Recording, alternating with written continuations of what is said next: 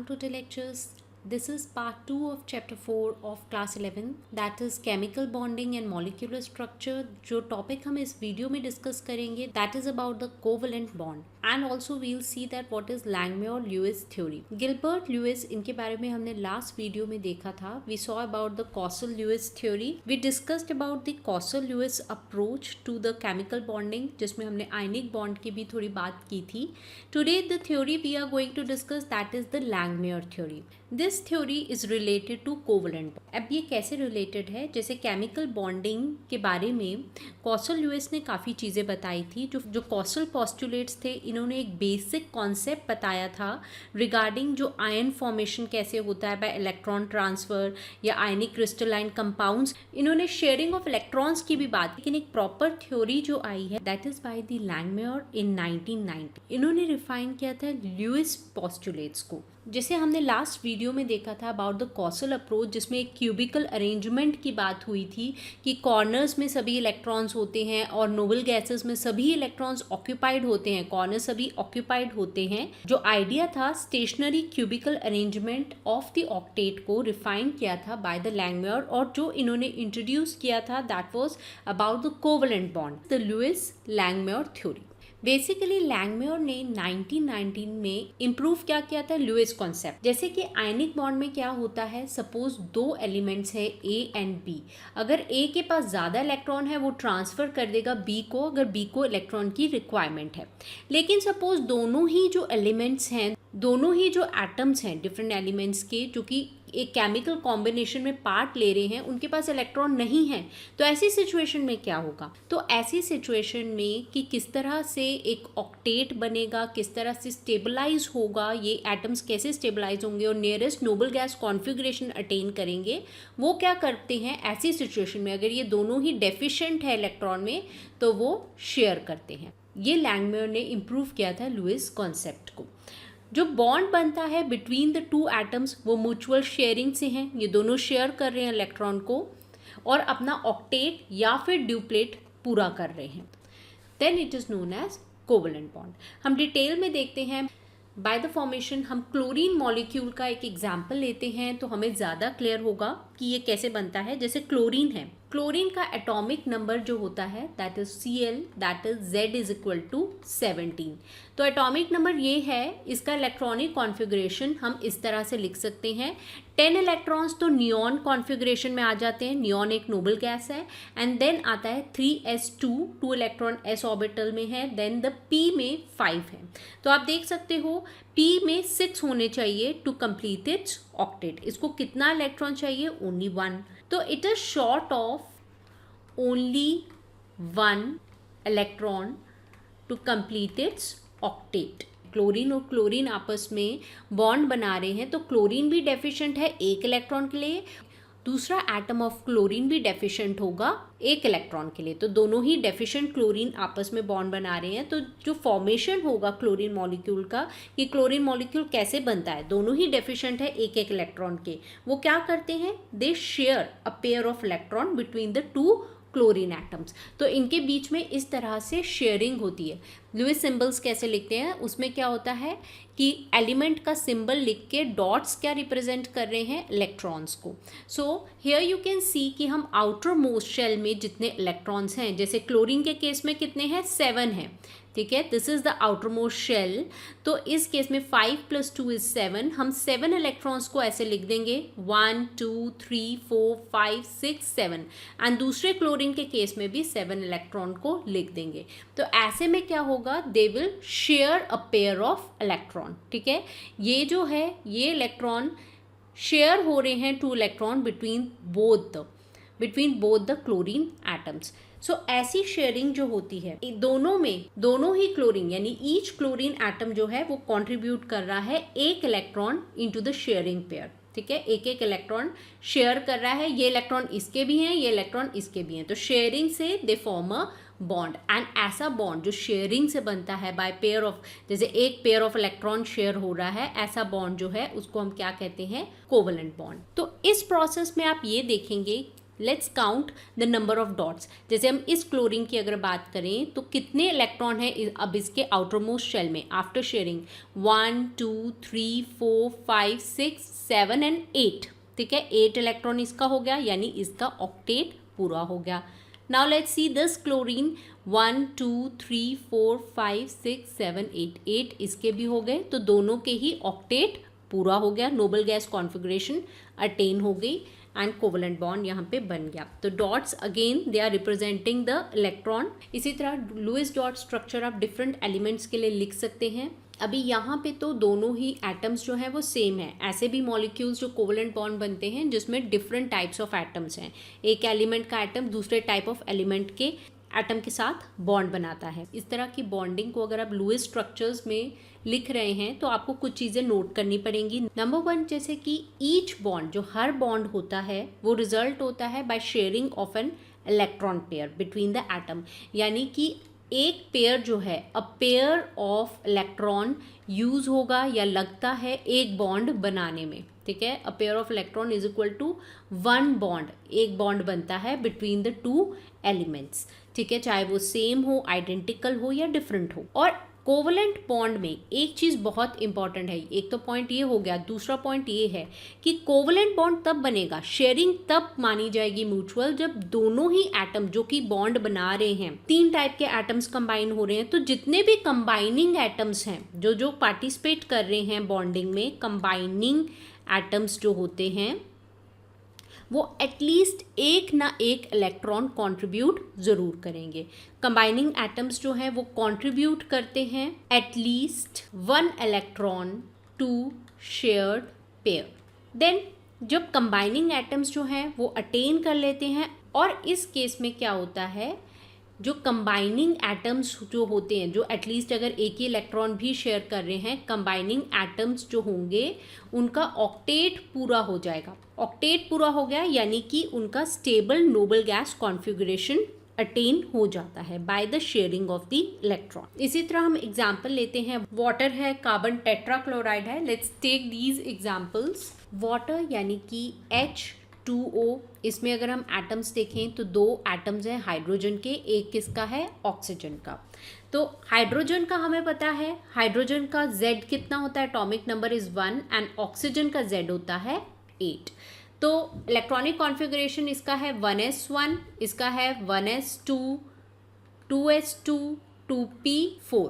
So outer most shell में कितने electron है, इसमें आउटर शेल में, वैलेंस शेल में कितने इलेक्ट्रॉन है, इसके केस में 1 है एंड इसके केस में कितने हैं, 6 हैं। सो यही चीज़ यहाँ पे लिखी गई है। हाइड्रोजन को अगर हम लिखेंगे, लुईस सिंबल हाइड्रोजन का होगा ये। ठीक है, only 1 dot will be there because there is only 1 electron in the valence shell.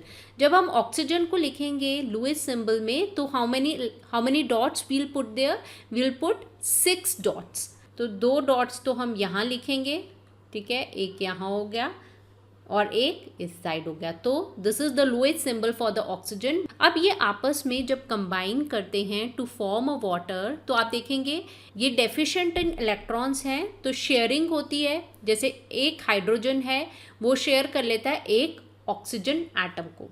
ठीक है, ऑक्सीजन को अपना कंप्लीट करने के लिए, ऑक्टेट वैलेंस शेल को कंप्लीट करने के लिए how many electron it require, 4 + 2 6 हैं, यानी कि इसको 2 और इलेक्ट्रॉन चाहिए टू कंप्लीट इट्स ऑक्टेट। ठीक है, 6 + 2 = 8 होगा। ये हमने आउटर मोस्ट वैलेंस शेल की हम बात कर रहे हैं, ये 2 को इंक्लूड नहीं कर रहे हैं। ठीक है, we are including only 2s2 2p4 valence shell को। तो वैलेंस शेल को कंप्लीट करने के लिए इट रिक्वायर 2 मोर इलेक्ट्रॉन्स। तो ऐसा ही होगा, 2 इलेक्ट्रॉन कहाँ से आएंगे, एक इलेक्ट्रॉन शेयर कर लेगा एक हाइड्रोजन के साथ और एक और हाइड्रोजन के साथ ऑक्सीजन शेयरिंग कर लेगा टू कंप्लीट इट्स ऑक्टेट और बन जाएगा water molecule. So that's what is happening here. Hydrogen 1 जो है वो शेयर कर रहा है 2 इलेक्ट्रॉन ऑक्सीजन के साथ, एक अपना एक इसका इलेक्ट्रॉन कंट्रीब्यूट हो रहा है, एक ऑक्सीजन का कंट्रीब्यूट हो रहा है यहाँ पे। एंड सिमिलरली जो है वो एक इलेक्ट्रॉन यहाँ पे कंट्रीब्यूट हो रहा है और इसका ये इलेक्ट्रॉन है। तो 2 इलेक्ट्रॉन है, 8 इलेक्ट्रॉन है, 2 इलेक्ट्रॉन है and it is attaining stable electronic configuration. Hydrogen के केस में it is attaining a duplet. Because outer shell में कितने हो रहे हैं, 2 इलेक्ट्रॉन्स हो रहे हैं, तो उसको हम ड्यूप्लेट कहते हैं। स्टेबिलिटी का ये भी फैक्टर है बिकॉज हीलियम भी ड्यूप्लेट बनाता है and oxygen is attaining electronic configuration octet. So इसी तरह बनता है carbon tetra chloride. Same way हम लिख सकते हैं कार्बन की इलेक्ट्रॉनिक कॉन्फ़िगरेशन, बिकॉज C का Z कितना होता है, 6 होता है, ठीक है। Right it down, electronic configuration आप लिखिए, ठीक है, एंड देन देखिए वैलेंस शेल में कितने इलेक्ट्रॉन हैं, तो आप नोट कर सकते हैं कितने डॉट्स लगाए गए। एंड क्लोरीन का जो है Z है, that you know, that is 17, and you can write the electronic configuration, then the valence shell electron कितने हैं, एंड जैसे हमने लास्ट में ही देखा है कि 7 इलेक्ट्रॉन होते हैं वैलेंस शेल में, will put the 7। Her chlorine को एक एक इलेक्ट्रॉन चाहिए एंड हर एक एक इलेक्ट्रॉन जो है वो शेयर होगा कार्बन के साथ। तो कार्बन एंड क्लोरीन जो है टोटल 2 इलेक्ट्रॉन्स जो हैं वो शेयर करेंगे। तो यहाँ पे 2 इलेक्ट्रॉन यहाँ शेयर हो रहे हैं इस क्लोरीन के साथ, इस क्लोरीन के साथ भी 2 शेयर हो रहे हैं आपस में, यानी क्लोरीन एंड कार्बन शेयर कर रहे हैं। Again here also chlorine and carbon sharing 2 electron and here also. So each of the 4 chlorine atoms जो हैं वो कार्बन के साथ शेयरिंग कर रहे हैं and attaining octet of electron. बाद में अब ये भी देखिए, जैसे क्लोरीन है, इट इज शेयरिंग 1 इलेक्ट्रॉन, एक शेयर हो गया 2, तो इसका ऑक्टेट पूरा हो गया। यहाँ पे कार्बन का भी ऑक्टेट ऐसे पूरा हो जाता है, बिकॉज कार्बन के इलेक्ट्रॉन वैलेंस शेल में कितने इलेक्ट्रॉन होते हैं, 4 होते हैं। Check out this structure and see that how it's happening, how they are forming covalent bond। तो यहाँ पे एक चीज़ नोट करने की बात यह है कि there are different types of bond। एक चीज़ आप नोट करेंगे कि covalent bond जो है they are different types। एक होते हैं single covalent bond, then there is a double covalent bond, then there is a triple covalent bond। Single covalent bond तब बनता है जब 2 एटम्स जो हैं वो 1 पेयर ऑफ, ठीक है, 1 इलेक्ट्रॉन पेयर को शेयर कर रहे हैं, यानी एक इलेक्ट्रॉन पेयर हो गया, ये पेयर है एंड इनके बीच में सिर्फ यही शेयर हुआ है, तो एक बॉन्ड बना है, that is the single covalent bond.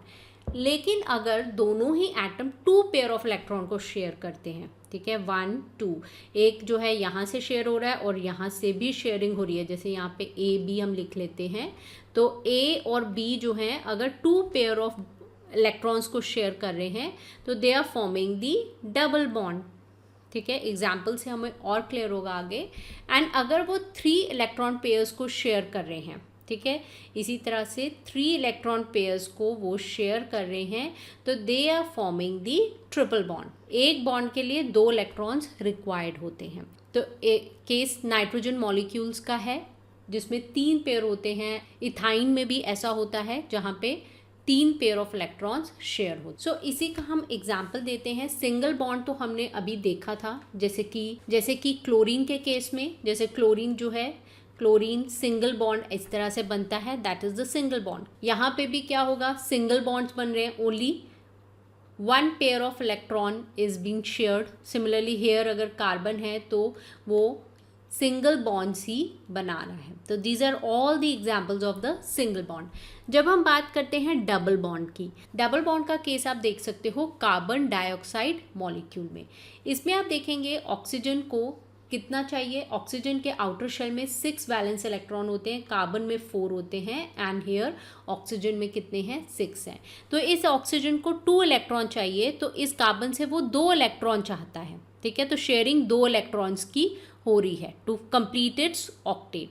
Similarly carbon को कितने चाहिए, 4 चाहिए, और सिर्फ ऑक्सीजन 2 ही हैं, तो 2 शेयर करके 1 2 3 4 1 2 3 4 करके वो अपना ऑक्टेट पूरा करता है।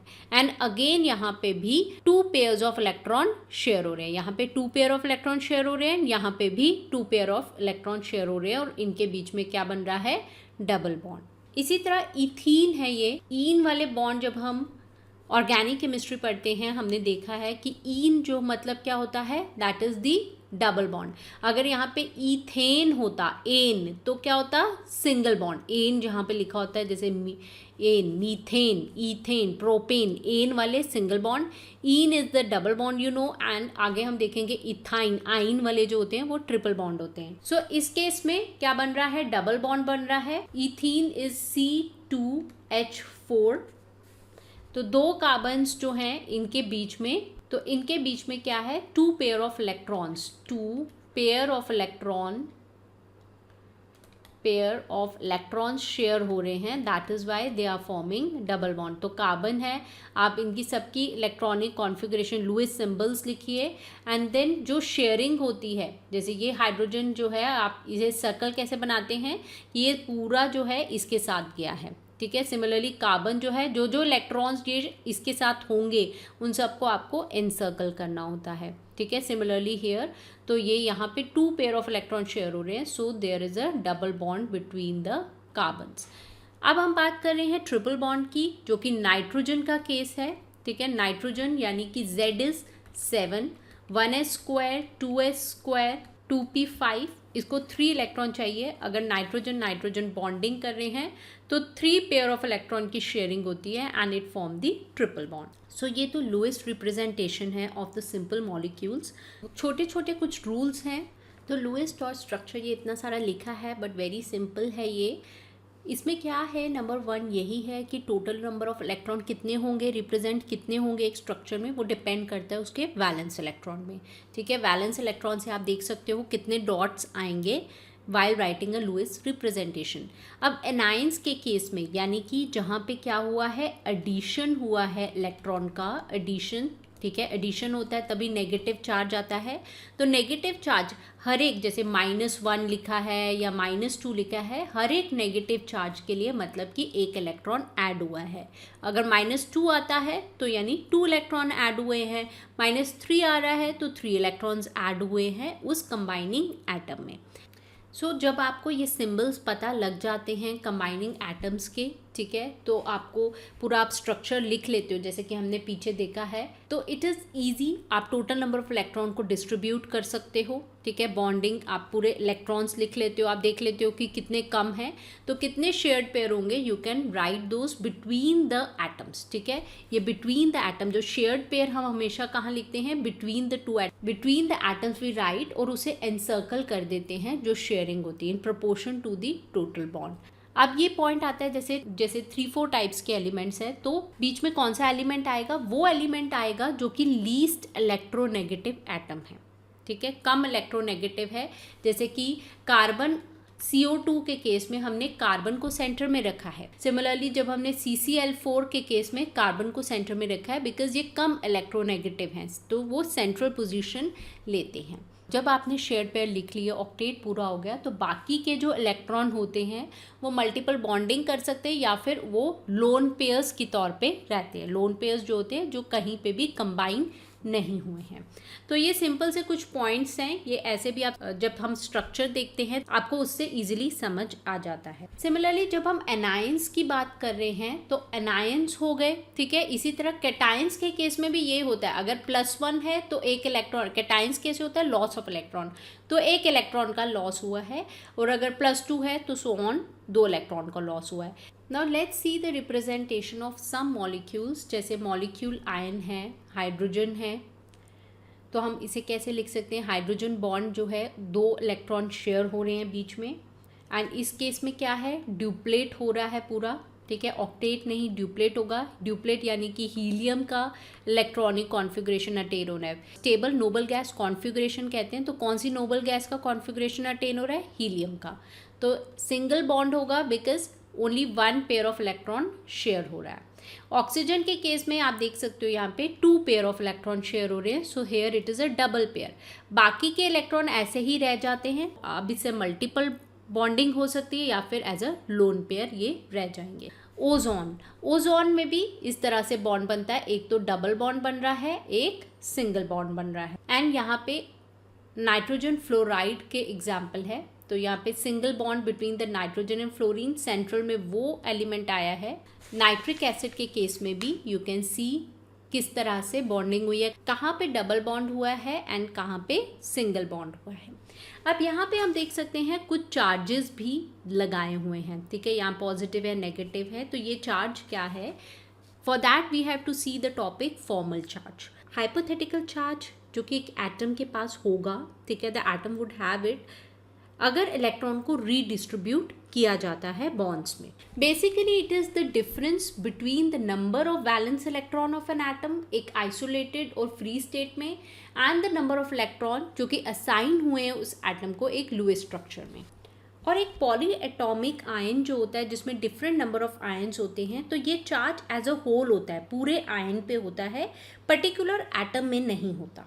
It may be defined as the difference between the number of valence electron of that atom in an isolated or a free state and the number of electron which is assigned to the atom in the Lewis structure. Formal charge कैसे calculate करते हैं? इसका expression ये है कि formal charge on an atom एक Lewis structure में it is equal to total number of valence electron कितने हैं. ठीक है, जो वैलेंस इलेक्ट्रॉन उसका टोटल नंबर, वैलेंस इलेक्ट्रॉन्स कितने हैं, वैलेंस इलेक्ट्रॉन यानी कि V माइनस हम करते हैं टोटल नंबर ऑफ जो नॉन बॉन्डिंग इलेक्ट्रॉन्स हैं. ठीक है, जो अनपेयर्ड हैं, जो नॉन बॉन्डिंग है, जिसको कि हम क्या कह देते हैं, लोन पेयर. एंड माइनस हम करते हैं हाफ ऑफ किसका, जो कि शेयर्ड पेयर है. सो ये फॉर्मूला होता है फॉर्मल चार्ज को कैलकुलेट करने का. वैलेंस इलेक्ट्रॉन निकालते हैं, उसमें से लोन पेयर को माइनस करिए और half of the shared pair को माइनस करिए, यानी कि V माइनस U हम अनशेयर्ड के लिए या L लिख सकते हैं, माइनस हाफ ऑफ S या S/2 आप यहाँ पे लिख सकते हैं. तो this is the formula of the formal charge. Let's see an example, जैसे कि ICl4, इसमें आता है माइनस. ये कहाँ से आया, I इज द आयोडीन, इसमें वैलेंस शेल होते हैं 7. ठीक है, जो शेयर्ड, अगर VSN हम U लिखें तो वैलेंस शेल कितने हैं, 7 हैं. शेयर्ड होते हैं 8 एंड U जो एक्स्ट्रा होता है 4. सिमिलरली क्लोरीन में इसी तरह क्या होता है, 7 वैलेंस होते हैं, then 2 is the shared and U is 6. तो फॉर्मल चार्ज क्या आएगा, आप फॉर्मूला में ये अप्लाई करें, you will get -1 here and 0 here. Similarly, जब हम बात करते हैं ओजोन की, that is O3. ओजोन के केस में या ओजोन मॉलिक्यूल में जो लुईस स्ट्रक्चर रहता है, इसमें क्या होता है, ऑक्सीजन है यहाँ पे, ये डबल बॉन्ड बनाता है एक और ऑक्सीजन के साथ, and then here lone pair and then ozone. ठीक है, तो एक ऑक्सीजन ये है, एक 2 ये है एंड 3 ये है. हमने यहाँ नंबरिंग कर दी है फॉर इजी पर्पस. जब हम इस सेंट्रल ऑक्सीजन की बात करते हैं, यानी कि ऑक्सीजन नंबर 1 की बात करते हैं, तो इसमें क्या होगा, नंबर ऑफ वैलेंस कितने होते हैं ऑक्सीजन में, 6 होते हैं, minus number of lone pair कितने हैं यहाँ पे, 1 2 unshared pair, minus half of the shared pair. Shared कितने हैं, 1 2 3 4 5 6/2. तो हम यहाँ पे जब कैलकुलेट करेंगे इट कम्स आउट +1. ठीक है, सिमिलरली जब हम ऑक्सीजन नंबर 2 की बात करेंगे, नंबर 2 के केस में क्या होगा, 6 - 4 - 4/2. आप करके देखिए किस तरह से नंबर 2 के लिए हमने ये लिखा है, and it comes out 0. And then number 3 के लिए क्या होगा, it will be 6 - 6 - 2/2 and the answer is -1. Formal charge ये होगा. तो हेंस हम रिप्रेजेंट कैसे करते हैं ओजोन को, यहाँ पे हम जैसे नंबर 1 में कितना है, +1 है, तो लोन पेयर आ गए एंड उसके ऊपर हमने +1 लिख दिया. यहाँ पे डबल चार्ज बॉन्ड हो गया एंड ऑक्सीजन है, लोन पेयर हो गए. ठीक है, एंड उसमें क्या है, कोई चार्ज नहीं है. Then there is a single bond and यहाँ पे क्या है, लाइक दिस, एक माइनस है. तो रिप्रेजेंटेशन में जिस तरह से यहाँ -1 है, तो हमने एक माइनस यहाँ पे लगा दिया है. तो ये कोई रियल चार्ज नहीं है बिटवीन द मॉलिक्यूल्स, ये बस इंडिकेट करता है एटम्स के ऊपर चार्ज एक लुईस स्ट्रक्चर में, एक लुईस स्ट्रक्चर में ही इसको हम लिखते हैं to keep a track on valence electron. Formal charge हमें क्या हेल्प करेगा, हमें हेल्प करेगा कि लोएस्ट एनर्जी वाला स्ट्रक्चर जो है वो कौन सा है, बिकॉज एक मॉलिक्यूल जो है वो बहुत सारे टाइप के स्ट्रक्चर्स बनाता है, जिसमें लोएस्ट एनर्जी वाला स्ट्रक्चर होगा वो ही पॉसिबल होता है, वो ही पॉसिबल लुईस स्ट्रक्चर होता है. तो जनरली लोएस्ट, अब यहाँ पे बात आती है कि लोएस्ट एनर्जी वाला स्ट्रक्चर कौन सा है. लोएस्ट एनर्जी वाला स्ट्रक्चर वो होगा जिसमें स्मॉलेस्ट फॉर्मल चार्ज होगा. तो फॉर्मल चार्ज लिखने का मतलब ही ये है, कोई रियल में ऐसा कोई चार्ज नहीं होता, कौन सा स्ट्रक्चर फिजिबल होगा, कौन सा स्ट्रक्चर लिखा जाएगा वो हमें पता लगता है फॉर्मल चार्ज से, लोएस्ट एनर्जी स्ट्रक्चर किसका होगा। तो यहाँ पे हम इक्वल शेयरिंग की बात करते हैं, अभी हम इलेक्ट्रोनेगेटिविटी डिफरेंस या उसकी बात नहीं करते, हम ये एज्यूम करते हैं कि दो एटम्स जो हैं वो इक्वली शेयर कर रहे हैं इलेक्ट्रॉन को for counting the formal charge. अब यहाँ पे एक एग्जांपल ले लेते हैं हम।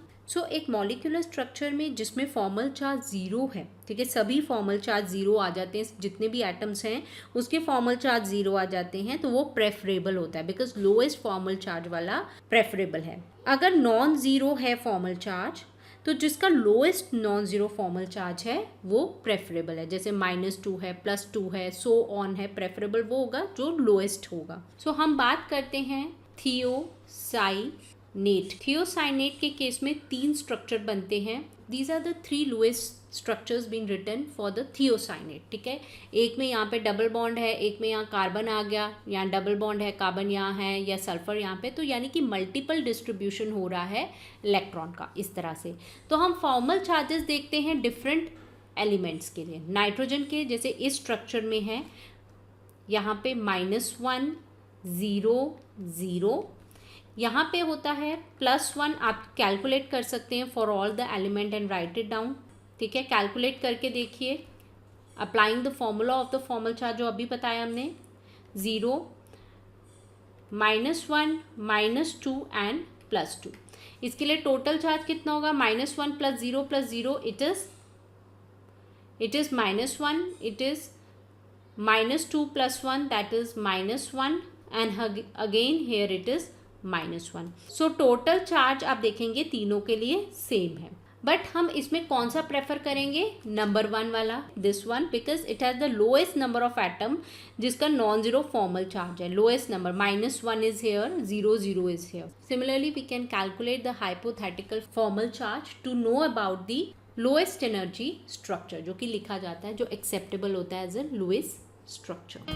So that's all for this topic of the chemical bonding and molecular structure. Do subscribe this channel Exam Total Lectures. आप इसे सब्सक्राइब करिए, बेल आइकन को प्रेस करिए। We are uploading videos for the class 11, class 12 and also have uploaded for the 9, 10. Like ज़रूर करिए, comment करके आप अपने व्यूज़ बताइए और शेयर करिए with your friends in your school. That's all for this video. Thank you very much.